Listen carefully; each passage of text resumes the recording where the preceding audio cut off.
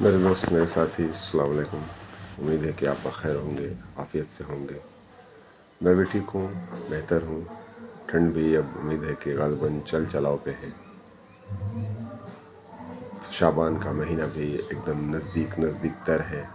شعبان کا مطلب رمضان۔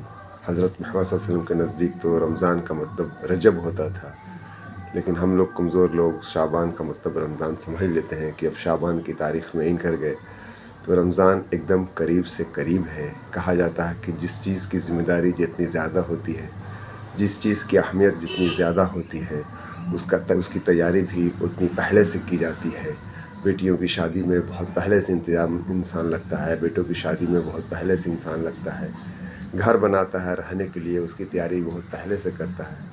ایسی رمضان کا مہینہ ہے۔ رمضان کے مہینے میں انسان تیاری شعبان سے شروع کر دے، پریکٹیکل طور پہ شروع کر دے، کبھی 1 دن روزہ رکھ لے، کبھی 2 دن روزہ رکھ لے، اپنے گناہوں سے خود کو بچائے۔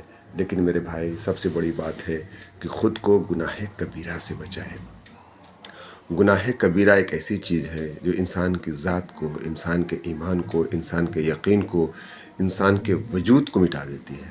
گناہ کبیرہ اتنی خراب چیز ہے۔ کہا گناہ کبیرہ سے جو بچ گیا، اللہ اس کے لیے اپنے پورے نظام کو اس کے حوالے کر دیتے ہیں۔ بڑی بڑی جنگیں صرف گناہ کبیرہ سے بچنے سے فتح ہو گئی ہیں۔ اس کی 2 مثال میں آپ کو دیتا ہوں۔ ایک مثال ہے ابو عبیدہ بن جراح رضی اللہ تعالیٰ عنہ۔ ایک لشکر کے ساتھ ایک مہم پر تھے، اور مہم ختم ہونے پر جب آیا تو سامنے دریا مل گیا، بھرا ہوا پانی مل گیا۔ برسات کا زمانہ ہوگا، پانی زیادہ تھا، اور دریا کے اس پار ایک بڑی آبادی تھی جس تک ایمان کو، اعمال کو، اللہ کے رسول صلی اللہ علیہ وسلم کے لائحہ دین کو، اللہ کے احکام کو، اللہ کے نظام کو پہنچانے کی ضرورت تھی۔ اللہ کی ذات اور صفات سے ان لوگوں کو جوڑنے کی ضرورت تھی جو لوگ اللہ کی ذات اور صفات سے دور تھے، آخرت کی سوچ سے دور تھے، مرنے کی سوچ سے دور تھے۔ اب مشورے میں بیٹھے صحابہ۔ تاریخ کہتی ہے کہ 3 دن اس بات پہ مشورہ ہوتا رہا کہ دریا کو پار کیسے کیا جائے، کیا شکل ہو سکتی ہے۔ مشورے ہو رہے ہیں، 3 دن تک لگاتار مشورے ہوئے کہ کیا کیا جائے۔ تیسرے دن ایک صحابی نے کہا، اور تاریخ حیرت میں پڑ گئی۔ تیسرے دن ایک صحابی نے کہا کہ ابو عبیدہ بن جراح، اے لشکر کے امیر، اے سپہ سالار، اگر ہمارے ساتھی اس بات کی یقین دہانی کر لیں کہ ان سے کسی طرح کے گناہ کبیرہ نہیں ہو رہے ہیں تو ہمیں اپنے گھوڑوں کو اس دریا میں ڈال دینا چاہیے۔ اگر ہمارے ساتھی گناہ کبیرہ سے بچ رہے ہیں، گناہ کبیرہ کا ارتکاب نہیں کر رہے، کسی طرح کا گناہ کبیرہ ان سے نہیں ہوا ہے، تو اپنے گھوڑے کو دریا میں ڈال دیں۔